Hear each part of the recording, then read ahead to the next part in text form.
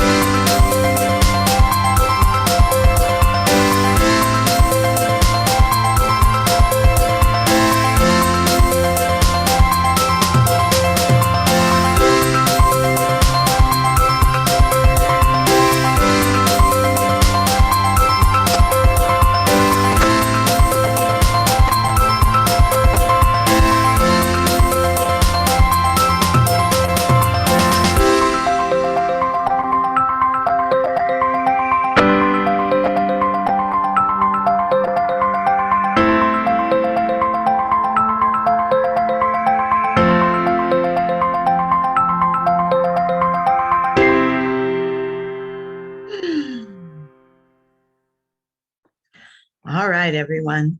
We're going to dive right into the meat of it. Here we go. Now, I'm going to do just a tiny little bit of review for anyone that wasn't on the call last week. And if you want to learn more about what we talk about in this little review, go watch that video. It's on my YouTube channel.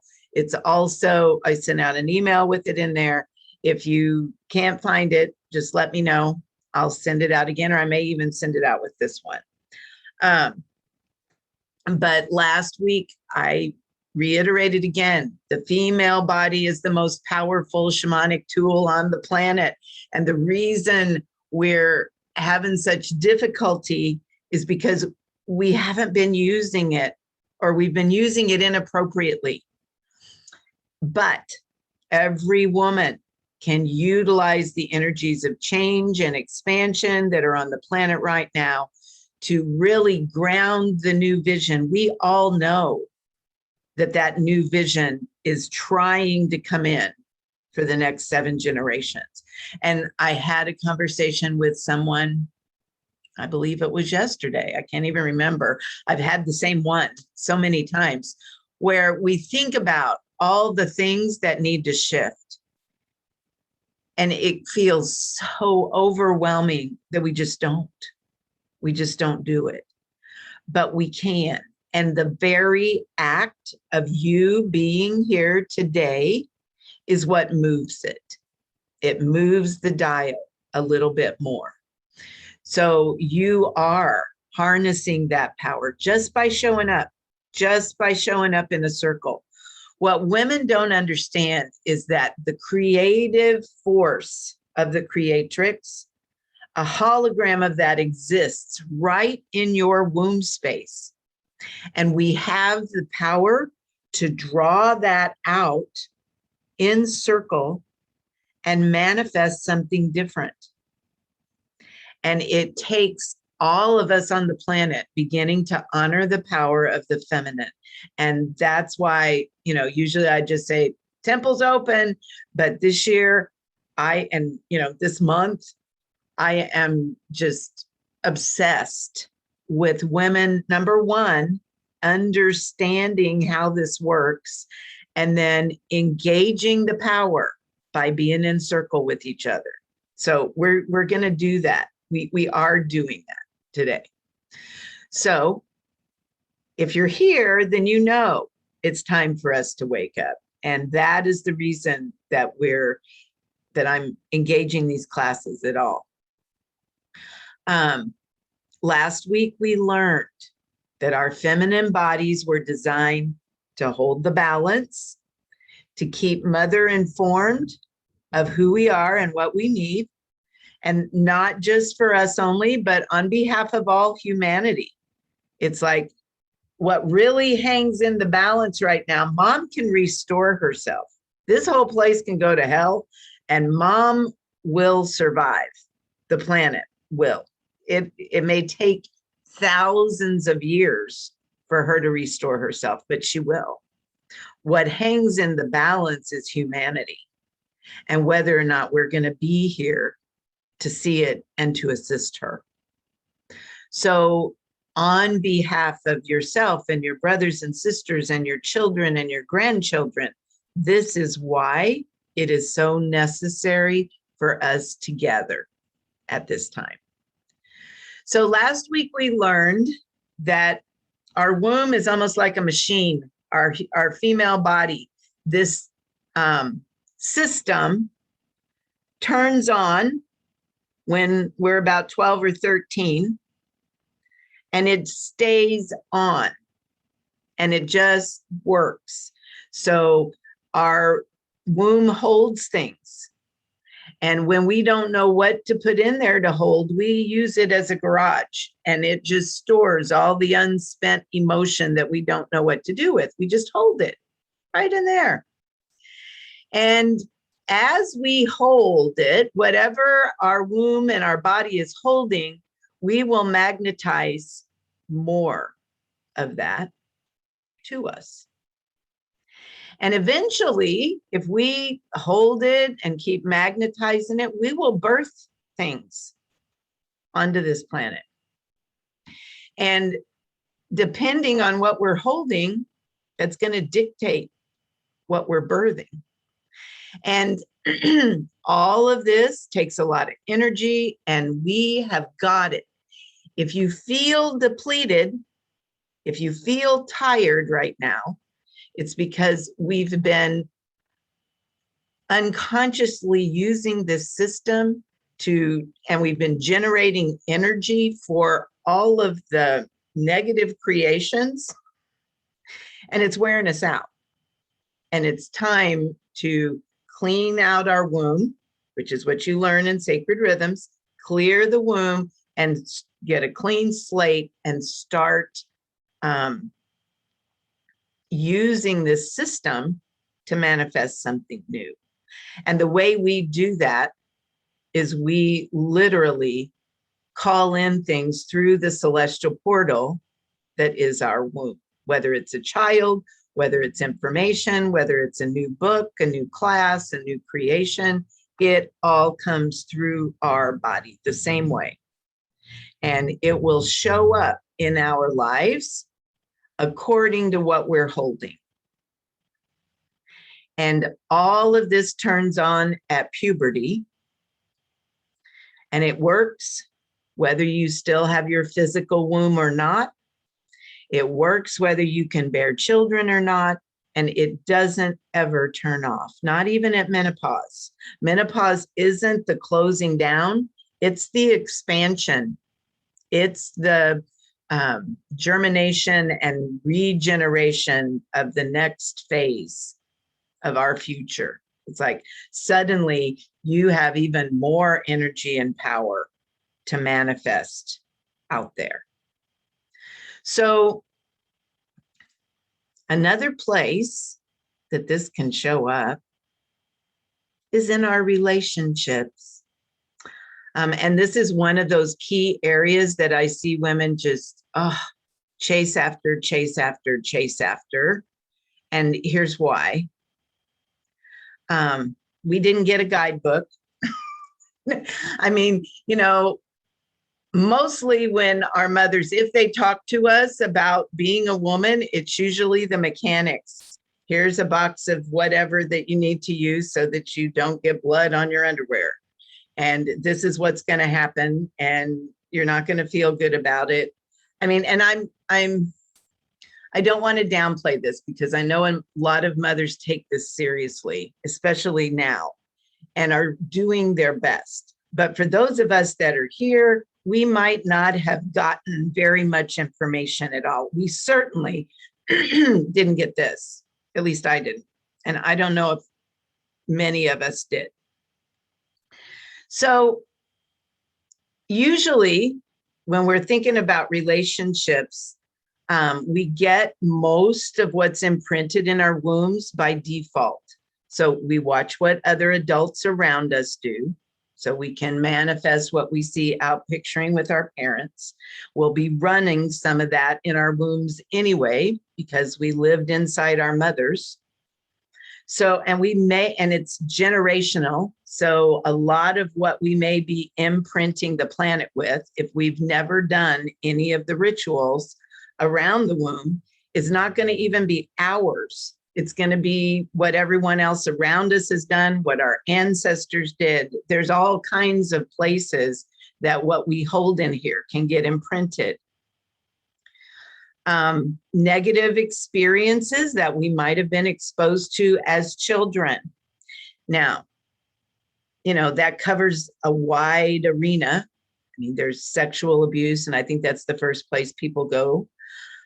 But there's other, and I'm going to tell you my story today so you can see that there's other things that imprint us that don't have to be domestic violence, that don't have to be sexual assault or incest or any of that, and can still lead us down a path that is unproductive. And then, you know, whatever it is we've got, it starts to manifest outside of us, and we deal. And we spend the next 20 to 30 years of our lives stepping in it making a mess and trying to clean that up. And so it's trial and error because we just don't know. And we figure it out as we go. And that system, in some ways, has worked really well. I mean, it takes us through all of our deep journeys that we need to go through. But the truth of it is that as we do this, all of that gets imprinted. And unless we shift it, it will keep imprinting and we'll keep living it out. We may get better at it, but we'll keep repeating until we do something to shift it. And you know what? There was a moment when, I keep going back to, I've never in my life spent 10 days in an active circle, turned on in an active circle of women, 10 days solid. So that is enough of a cauldron to really, and we were on top of a volcano. So, there was a lot of clearing happening. But there was a moment where I watched a woman, and all she was doing was asking about something that had been mentioned in class. But what I felt when I saw her go up and ask was hunger, was like, oh my God, I just want the answer. I just want to fix this. I am so tired of drawing in men that hurt me, bad relationships that don't serve me. I just want to figure this out. And that's the song and dance of all of us. It breaks my heart to see us all go around and around and around in this cycle, because it's not because we're not doing our work. If you weren't doing your work, you wouldn't be here. It's not because we're not good enough. That's what we come to believe after we try a few times and it doesn't work.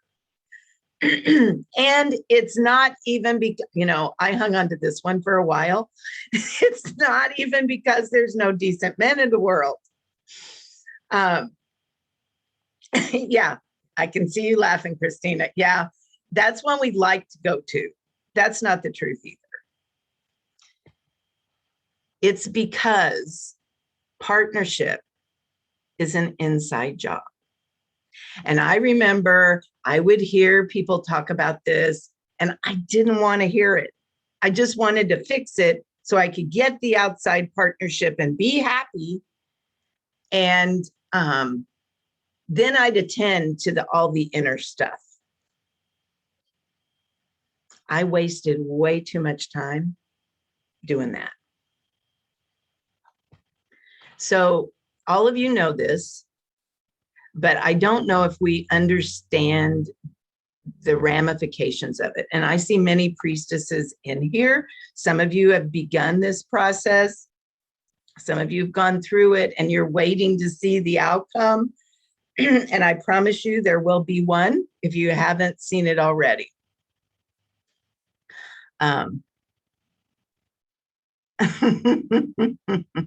Yes, Shay, absolutely. So we all have an inner feminine and an inner masculine.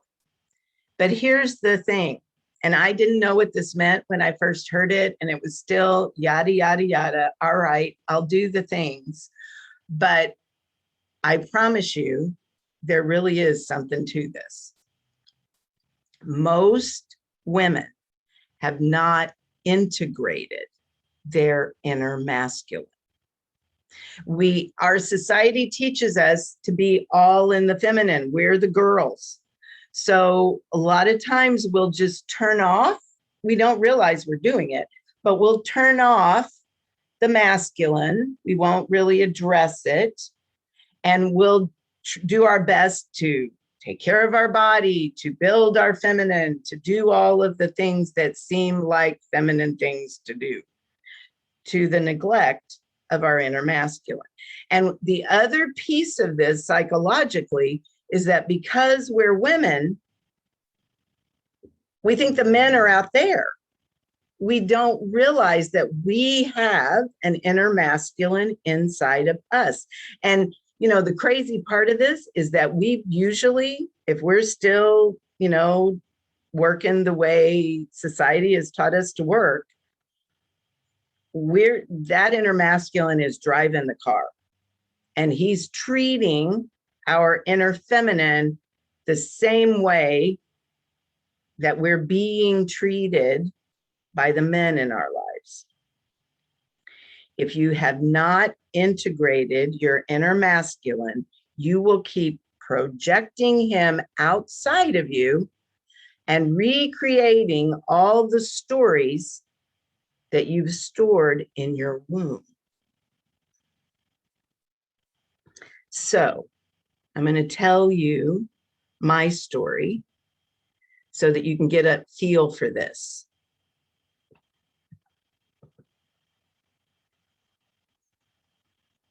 Yeah, I'm going to tell you because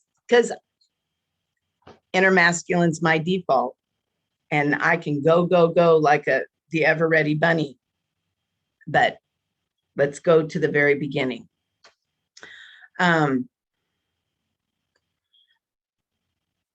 So some of you, this may mean something to you because you understand your inner astrology and how that works. And once again, if you don't, Priestess is the place to learn that. But my Mars, my inner masculine, and my moon are both in the sign of Aries. Now, what that means is that if my masculine is integrated, he's a go-getter. I mean, he will be the first to jump out there, not afraid of anything, courageous, will just go. When I was born, I was so shy, I couldn't even look at people. I can still remember burying my face in my mother's shoulder when, you know, seeing people come up and go, hi, la, la, la. And I couldn't even, I was scared to death. And I lived my whole life like that way. It's like my eyes were like this, and I was like a little scared rabbit, and I was quiet, and I was back in the shadows. I didn't put myself out there at all. Totally unintegrated inner masculine. It was so bad that my grandmother called the school when I started first grade. And for want of a better term back then, she told them I was a little backward. Now, she just meant I was shy and not outgoing. What the school thought was that I was retarded. And so they ran this gamut of tests on me and called my mother, who didn't know about this conversation, and told her, your daughter's just fine. Her achievement tests are through the roof. Mom was a little upset. At any rate, it was that bad. It was so bad that my grandmother felt like she needed to intervene. But, you know, I gradually kind of, not really, but kind of, I lived my whole childhood up into high school shy, very, very shy and backward.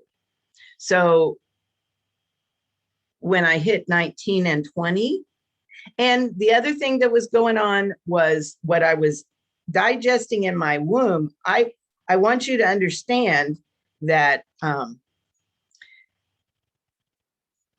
our family, there was not domestic violence in my family. We were blown out of the water when this happened to me because we didn't even know it happened. It happened back when they hadn't even coined the phrase, barely coined the phrase domestic violence. So it wasn't because that's what I was watching. But my mother was a rageaholic. And a lot of negativity and a lot of unprocessed, because she had none of these teachings, no womb teachings, nothing. She was the first in line to get a hysterectomy so she wouldn't have to have a period. I mean, that was the mentality we're dealing with. So all of that was ground into my little girl person. So when I'm 20, I go out and find one of, and unbeknownst to me, didn't take very long, but within a few months, I started getting hit, and I realized that I was with probably one of the most dangerous men on the planet. Had no clue. And I found out later from other siblings that he'd sired all over the country that I was the one that stayed with him the longest. And that was only 2 years. Most people left within a few months because he was so awful. So that was my exposure. And I did the same thing anyone else would do in a situation like that. I did the best I could to try to fix it. When I couldn't fix it, I left. I ended up running a domestic violence shelter for 10 years after that because of that experience, still trying to fix. And I met my next husband. And he was definitely a step up. I didn't get hit anymore. But he was the firstborn son of a Korean woman, bless his heart. So there was a lot of entitlement, a lot of narcissism, a lot of gaslighting, and a lot of emotional abuse. So 13 years later, I left again. Finally, in the third marriage, the guy I was with, his sun sign was literally Aries. And this is where I find the priestess process. And this is where I begin to really look at my own inner masculine and my own inner feminine. And I let them begin to develop a relationship. And I realized that my inner masculine and my moon and my sun sign had been driving the car my whole life. And none of them were meant to be in charge. My inner feminine was meant to be in charge. And she was just being the battery for this mess. And she was taking care of people and doing her best to perform and jumping through all those hoops and generating all that energy for other people in her life. And there was no creating what she wanted. And so I had lived the first 45 years of my life trying to figure it out, doing my best to do all the things and take all the classes, and none of it was really working. I could see myself repeating.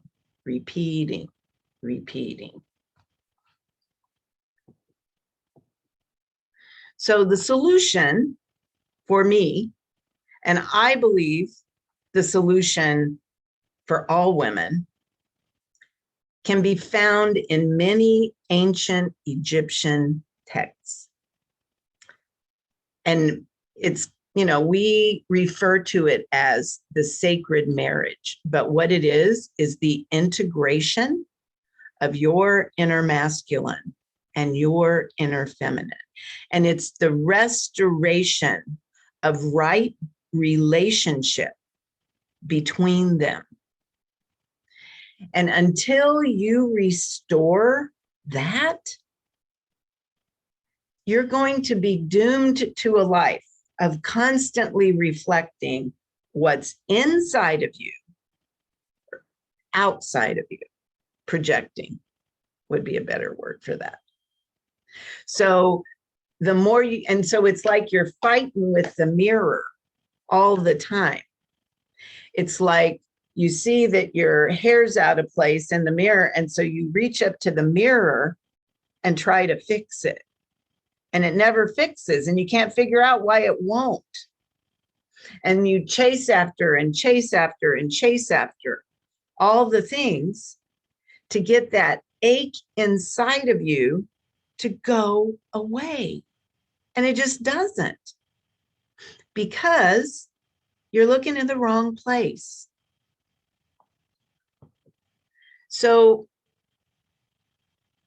it's one of those little known practices that solidifies a woman's psyche so she can return to her seat of power.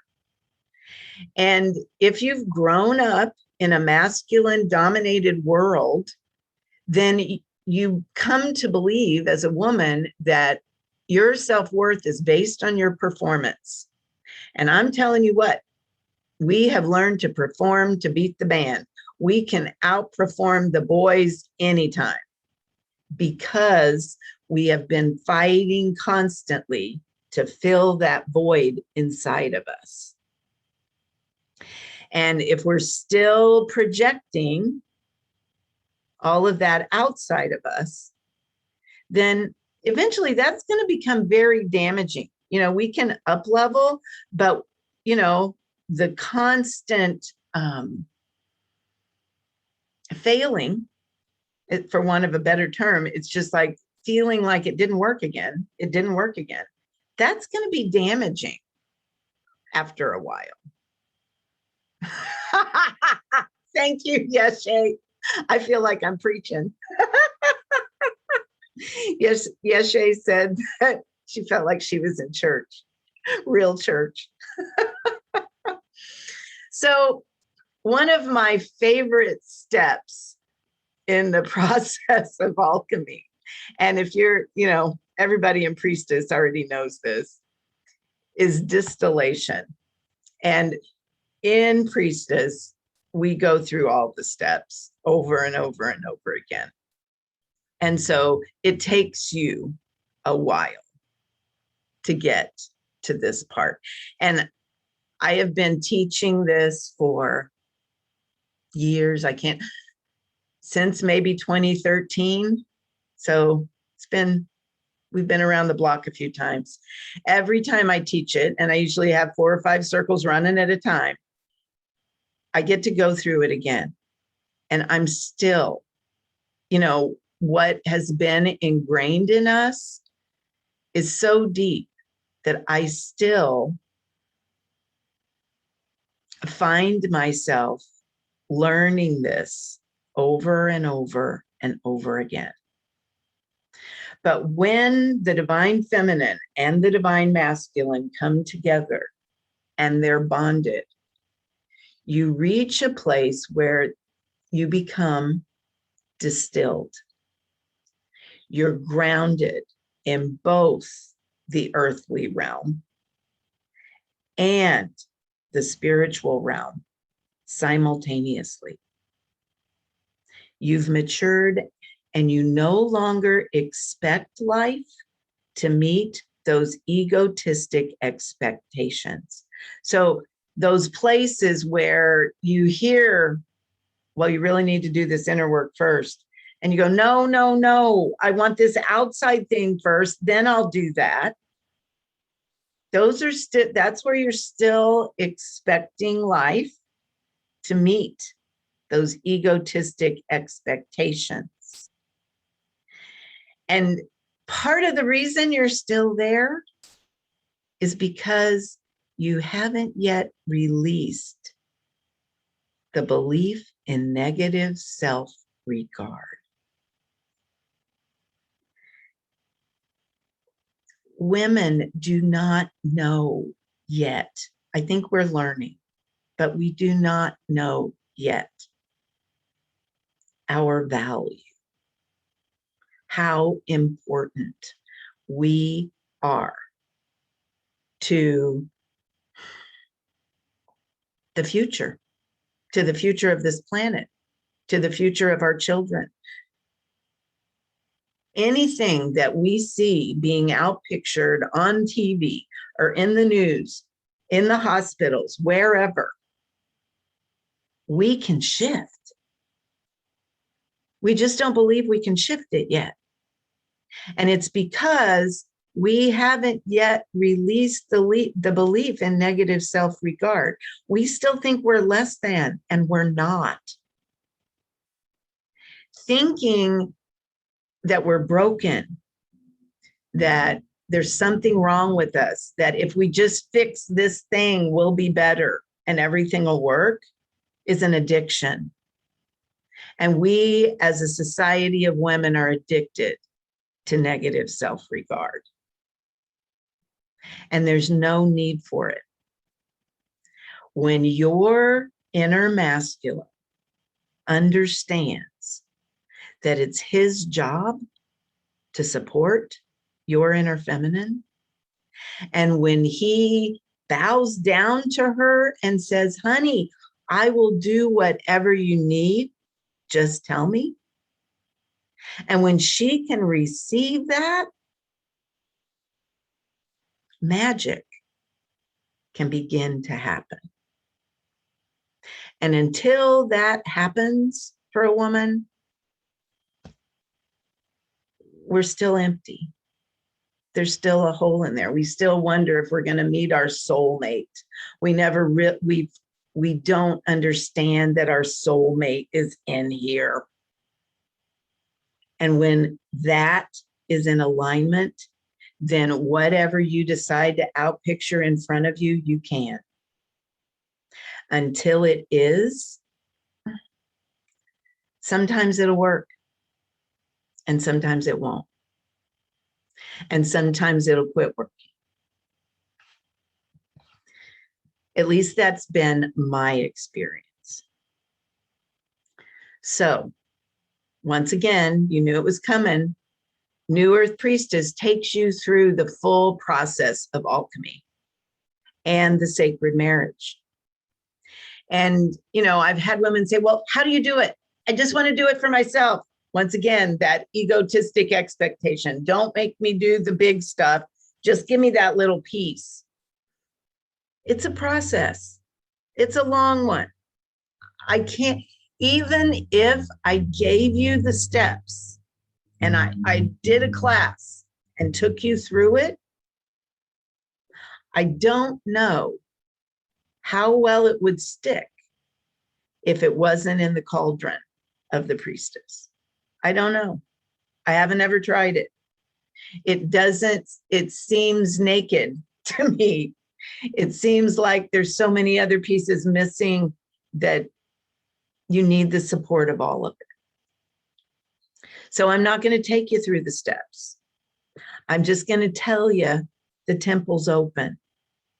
We start October 6th, and there's still an early bird price up on the website. It's not going to be there very much longer. So if you are really ready to commit, if you're really ready to end the madness, now's the time. It's like there's never going to be a better time than now. And we need you now. So you can go to these links. There'll be links inside the email when I send out the recording. I'll also send out the slides. If you want to make an appointment with me to chat about it, I am happy to do that. I'll send out some Calendly links, but I'm getting ready to go to the Galactic Gathering of Wise Women. So Christina. Yeah, Christina's coming with me. So the times to meet this week will be sporadic. That's what I'm going to tell you. But email me, because I'll check my emails every day and I can set up some time anytime you want it. Okay.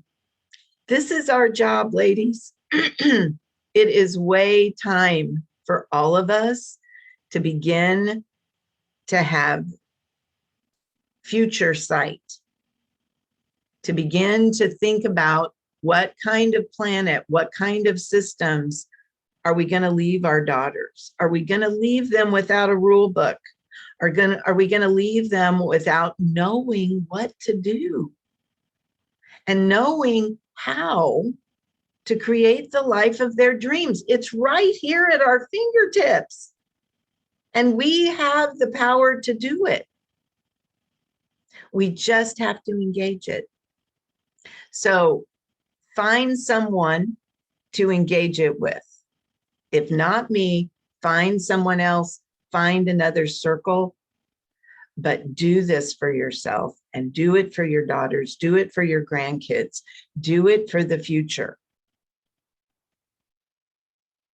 Let's get up and dance.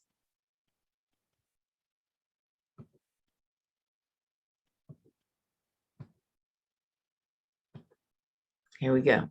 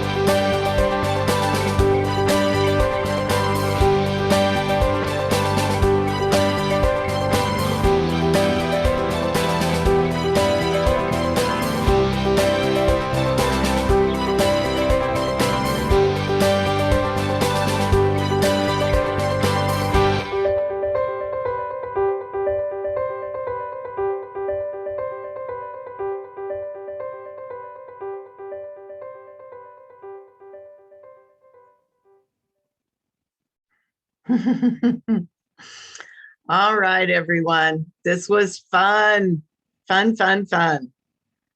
When